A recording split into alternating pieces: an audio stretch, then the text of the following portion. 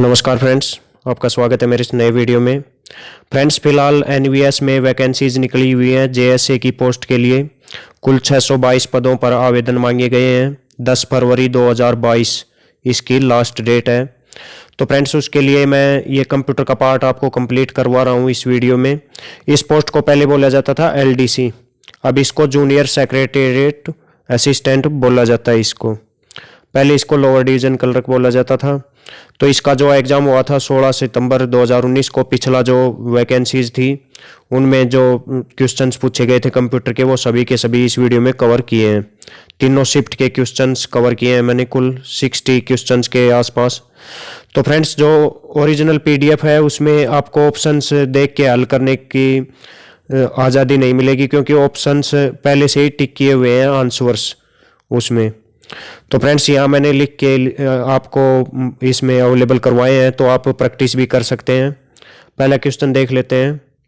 आप कमेंट्स में लिखते जाइए इनके आंसर और बताइए कि आपकी कैसी तैयारी है इस एग्ज़ाम के लिए, या तैयारी नहीं है तो मेरे जो टेलीग्राम ग्रुप है और जो डिस्क्रिप्शन में वीडियोज हैं आप उनको देख सकते हो। कंप्यूटर से रिलेटेड सभी टॉपिक्स को मैंने कवर किया है।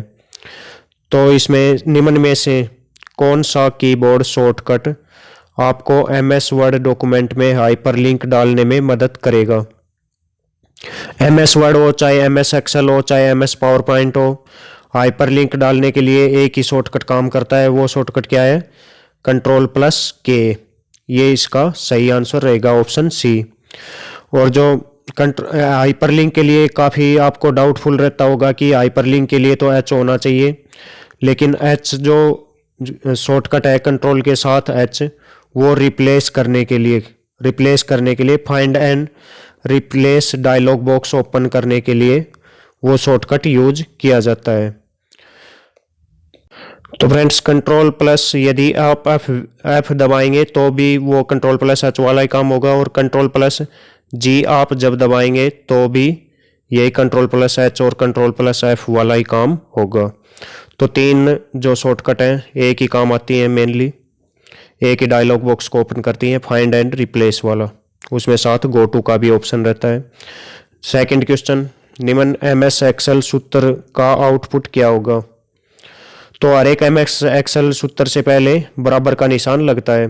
तो हर एक क्वेश्चन के फ्रेंड्स साथ में अल्टरनेट क्वेश्चन भी मैंने दिए हैं कि आपके एग्जाम में ये क्वेश्चन पूछे जा सकते हैं। जैसे 5 का ए है, 5 का क्वेश्चन है, इसके अल्टरनेट क्वेश्चन 5A B, इस तरह के और क्वेश्चन पूछे जा सकते हैं आपके एग्जाम में। तो फ्रेंड्स, इसको मैथ का ही क्वेश्चन समझें, क्योंकि एग्जाम में आपको कंप्यूटर तो मिलेगा नहीं कि आप एमएस एक्सेल में इसको फॉर्मूले को ट्राई करें।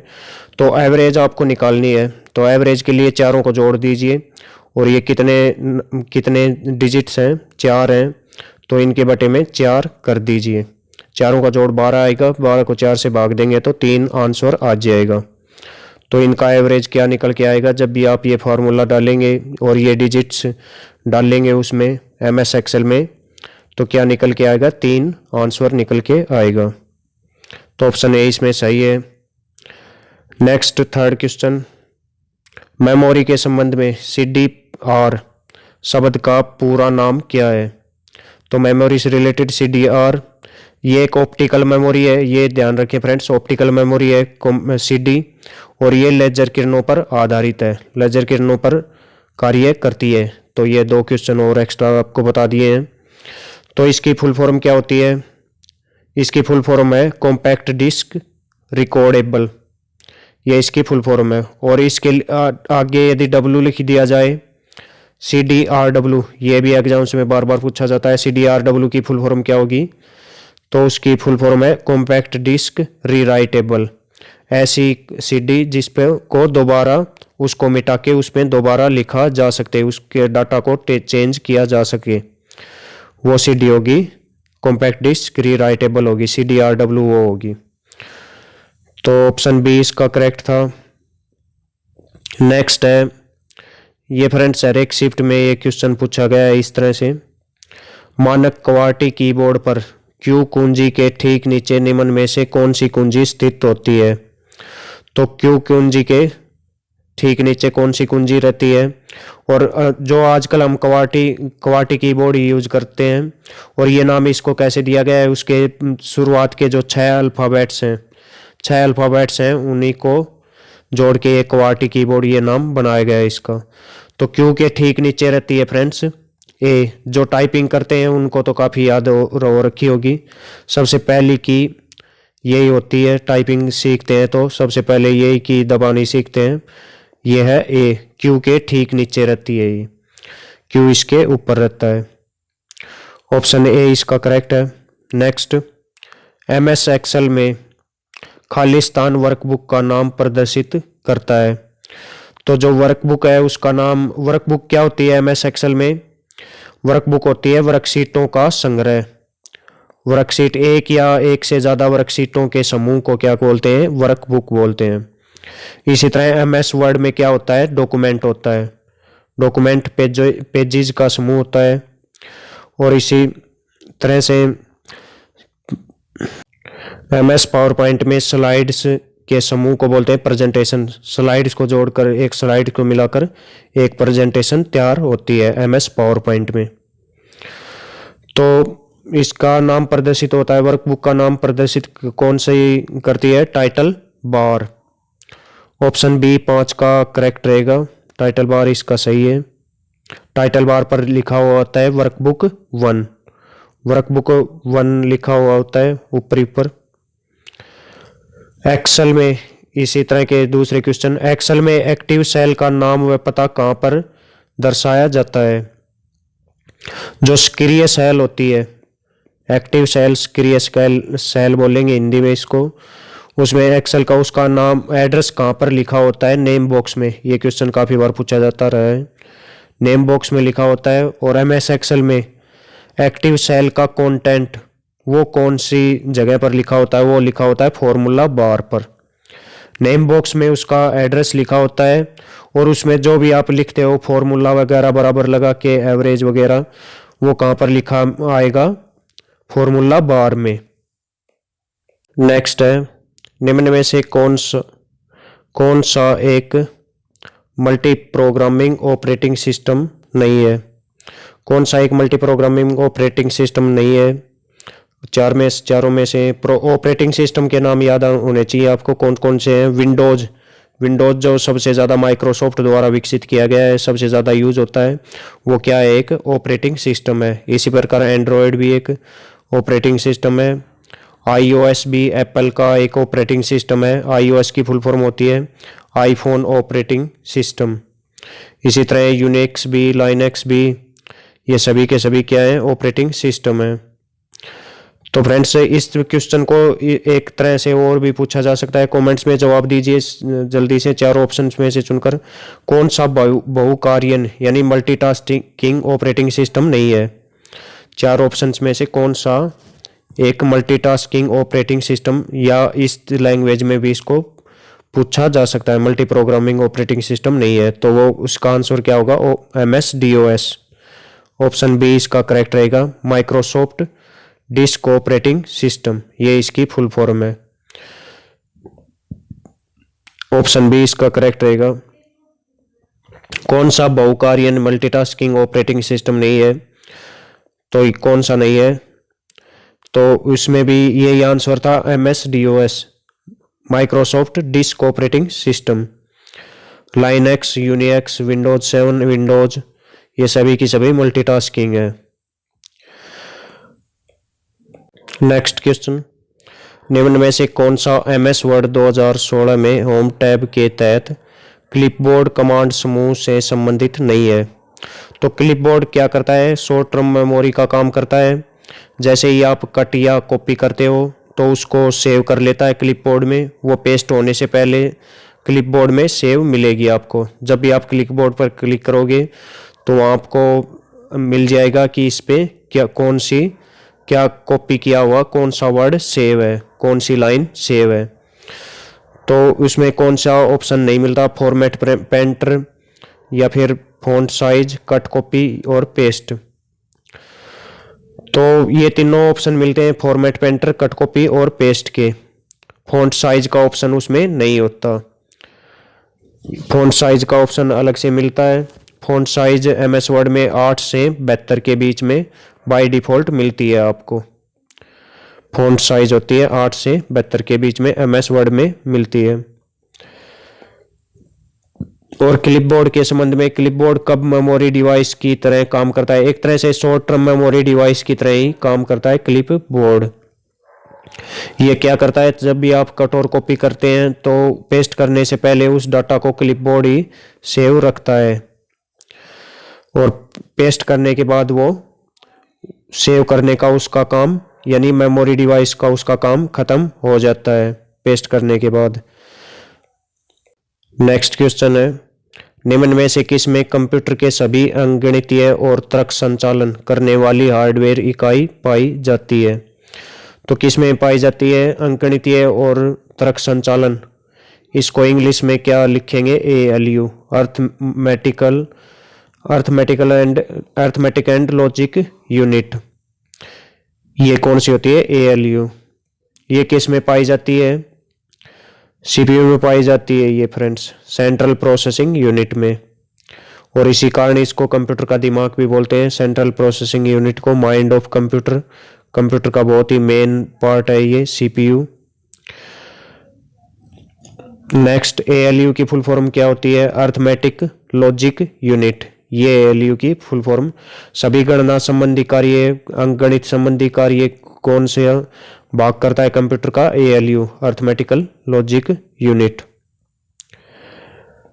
निम्न विकल्पों में से विषम यानी ओड का चुनाव करना है। इनमें से कौन सा सबसे अलग है? बाकी तीन सेम है। कंपाइलर, इंटरप्रेटर और असेंबलर ये सेम है। और वर्ड प्रोसेसर, इसको MS वर्ड को ही दूसरा नाम क्या देते हैं? वर्ड प्रोसेसर भी, वर्ड प्रोसेसिंग सॉफ्टवेयर भी बोल देते हैं MS वर्ड को। ये इनमें डिफरेंट है। नेक्स्ट है, MS एक्सेल में एक खाली स्थान में बहुत सी वर्कशीट होती हैं। किस में बहुत सी वर्कशीट होती है MS एक्सेल के अंदर? तो फ्रेंड्स इसी तरह मैं आपको बताता हूँ, MS वर्ड में यदि आपसे एग्जाम में पूछ लिया जाए, MS वर्ड में एक खाली स्थान में बहुत सी पेजेज होते हैं। किस में बहुत से पेजेज होते हैं? पेजेज के समूह को क्या बोलते हैं? डॉक्यूमेंट, MS वर्ड में। उसी तरह MS एक्सेल में वर्कशीट के बहुत सी वर्कशीटों के समूह, एक वर्कशीट या वर्कशीटों के समूह को क्या बोलते हैं? वर्कबुक। ऑप्शन A इसमें राइट रहेगा। और उसी तरह स्लाइड्स के समूह को MS पावर पॉइंट में क्या बोलते हैं? प्रेजेंटेशन। बहुत सी स्लाइड्स होती है एक प्रेजेंटेशन के अंदर, एक स्लाइड भी हो सकती है, एक से ज़्यादा भी हो सकती है। उसी तरह वर्कबुक में एक या एक से अधिक वर्कशीटों के समूह को वर्कबुक बोलते हैं MS एक्सेल में। उसी तरह MS वर्ड में डॉक्यूमेंट बनता है, बहुत से पेजेज का समूह होता है। तो वर्कशीट्स के समूह को क्या बोलते हैं? वर्कबुक बोला जाता है। नेक्स्ट, कंप्यूटर किसी इंसान की तुलना में बहुत तेज गति से काम करता है। कंप्यूटर की इस विशेषता को इस नाम से भी जानते हैं।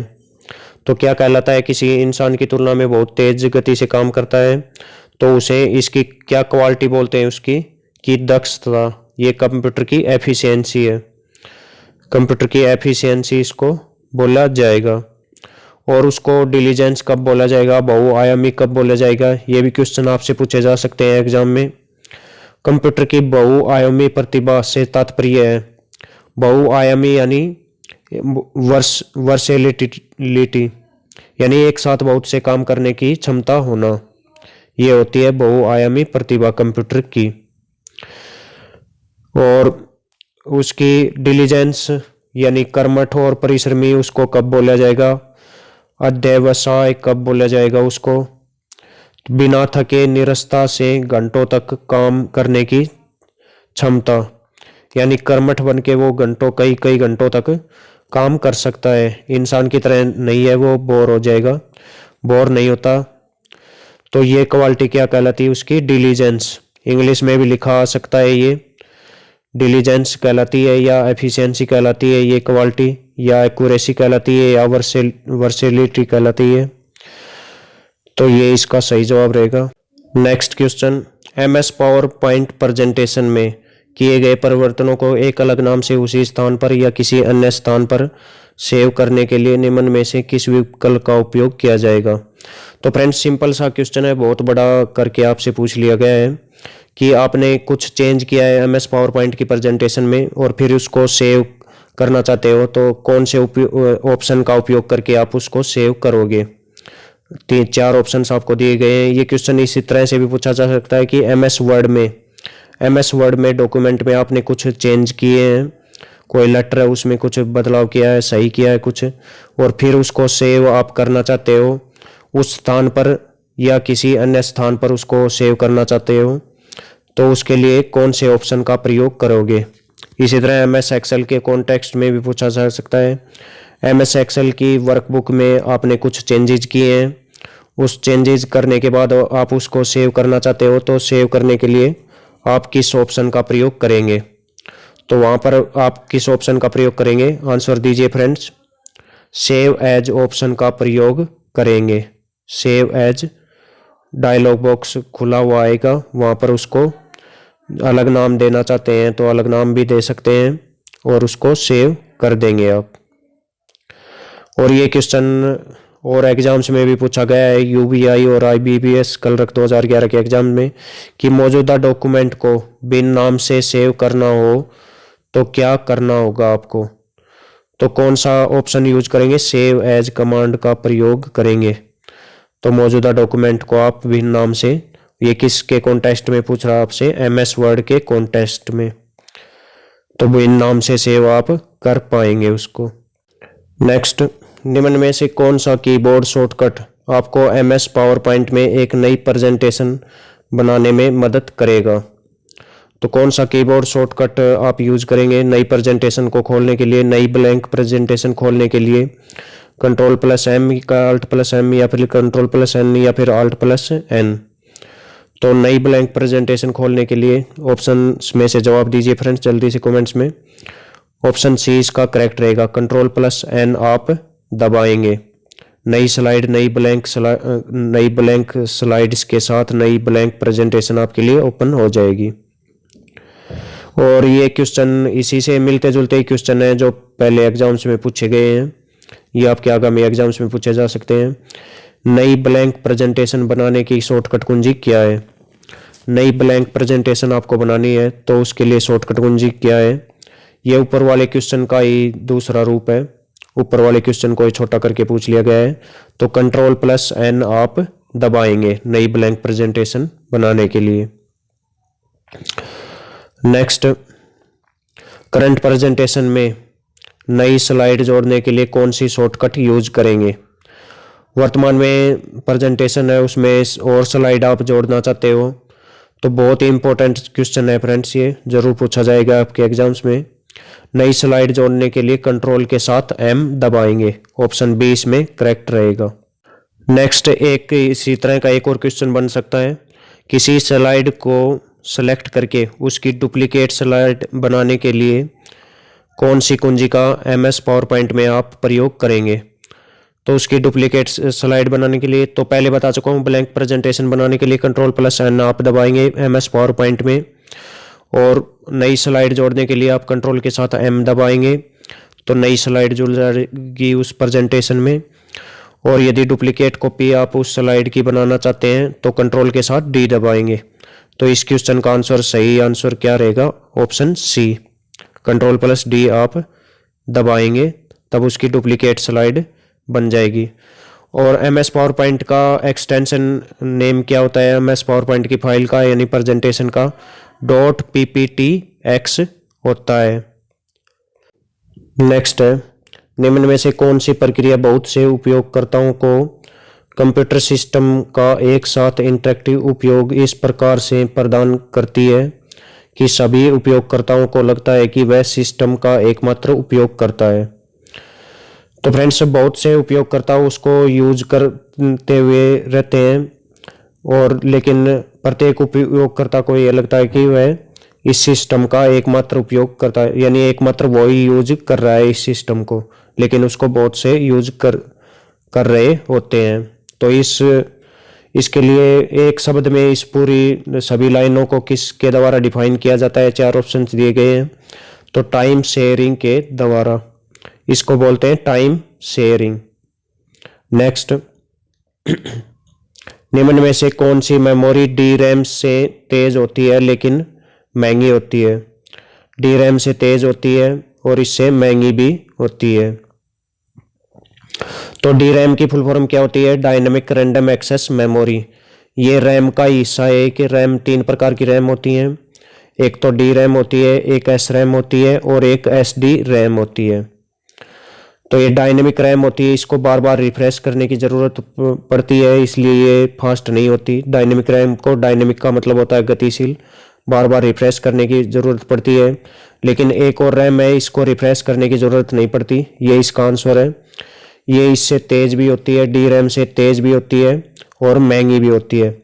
तो सबसे महंगी मेमोरी कौन सी मानी जाएगी? एस रैम ही मानी जाएगी। एस रैम के साथ कैश मेमोरी भी सबसे महंगी मेमोरी है, सबसे कॉस्टली मेमोरी है।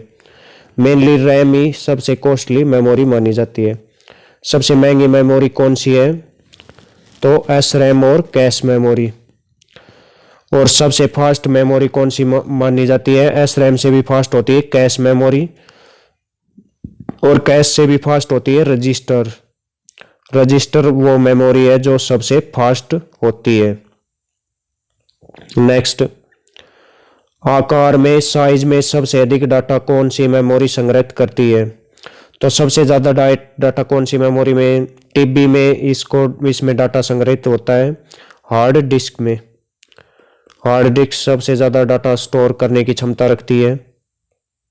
नेक्स्ट क्वेश्चन, निम्न में से कौन सा कंप्यूटर सिस्टम के संसाधन प्रबंधन जैसे कि मेमोरी प्रबंधन, सीपीयू प्रबंधन और प्रक्रिया प्रबंधन के कार्यों के लिए जिम्मेदार होता है? ये सभी कार्य मैनेजमेंट के काम किसके होते हैं? मेमोरी के भी मैनेजमेंट, सीपीयू और प्रोसेस मैनेजमेंट, ये सभी के सभी कार्य किसके होते हैं? 4 ऑप्शंस में से ऑपरेटिंग सिस्टम के, ओएस के, ऑपरेटिंग सिस्टम के ये कार्य होते हैं। और स्प्रेडशीट, तो फ्रेंड्स एक तरह से स्प्रेडशीट की सॉफ्टवेयर किसको बोलते हैं? एमएस एक्सेल को। एमएस एक्सेल का दूसरा नाम यदि आपसे पूछ लिया जाए तो उसका है स्प्रेडशीट। इनमें से कौन सा सत्य है या असत्य है, कौन सा फॉल्स है, कौन सा ट्रू है, ये पूछा गया था फ्रेंड्स इसमें। तो जॉयस्टिक आमतौर पर कंप्यूटर के कीबोर्ड पर लगाई जाती है, तो ये बिल्कुल गलत है, कीबोर्ड पर नहीं लगाई जाती। जॉयस्टिक क्या है? एक प्रकार का इनपुट डिवाइस है, इनपुट डिवाइस का काम करती है और ज़्यादातर गेम खेलने के लिए इसका यूज किया जाता है। दूसरा देखते हैं, जॉयस्टिक इनपुट व आउटपुट डिवाइस दोनों है। तो फ्रेंड्स ये इनपुट डिवाइस तो है लेकिन आउटपुट डिवाइस नहीं है, तो ये कथन भी गलत हो गया, दोनों के दोनों कथन ही गलत हैं। ज़्यादातर गेम वगैरह खेलने वाले बच्चे इसका यूज करते हैं, जॉयस्टिक का इनपुट डिवाइस के रूप में यूज किया जाता है इसका।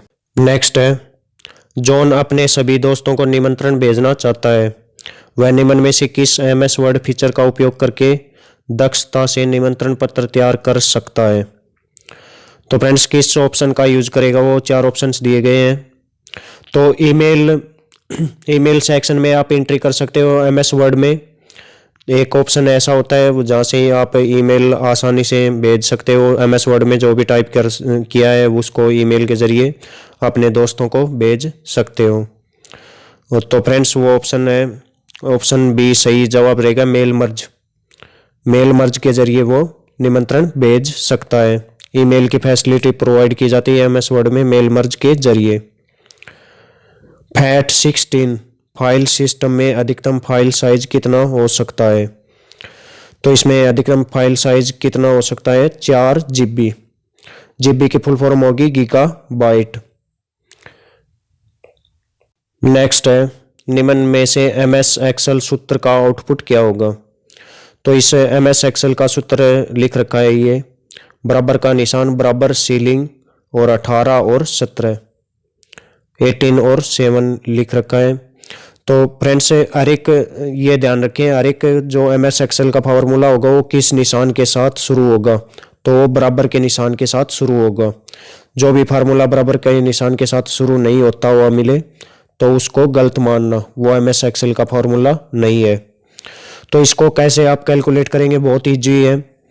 जब भी कोई दो नंबर दिए हुए हों, सीलिंग उसकी निकालनी हो, तो सीलिंग का बहुत ही आसान है, 18 और 7 की निकालनी है। तो 18 का नियर बाई ऊपर वाला देखना है। इसका ऊपर वाला वो न्यूमेरिकल नंबर देखना है 18 से ऊपर का, जो 7 से पूरा भाग हो जाए। तो 19 भी 7 से पूरा भाग नहीं होता है। उसके बाद 20 आता है, वो भी नहीं होता है। लेकिन 21 ये 7 से पूरा भाग हो जाता है, तो 21 इसका आंसर रहेगा।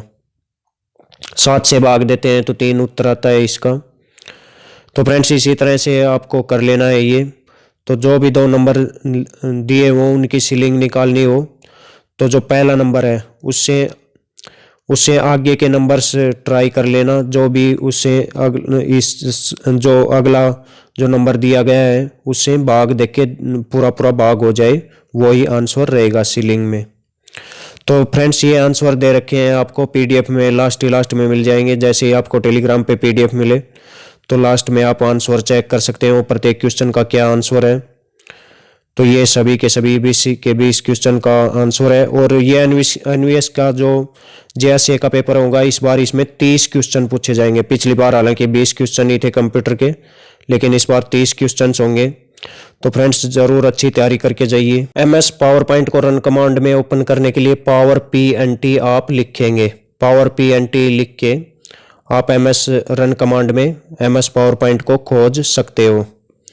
तो रन कमांड में जब भी आप MS वर्ड को यदि MS वर्ड को चलाने के लिए रन कमांड के जरिए कौन सा शॉर्टकट वर्ड आप टाइप करेंगे, ये आज का क्वेश्चन रहेगा आपके लिए। कमेंट्स में लिखकर बताइए। इसी एग्जाम के 2 और शिफ्ट के एग्जाम पेपर बचते हैं, तो उनके क्वेश्चंस जानने के लिए आप इस चैनल को सब्सक्राइब जरूर कीजिए और अगला वीडियो जरूर देखिएगा।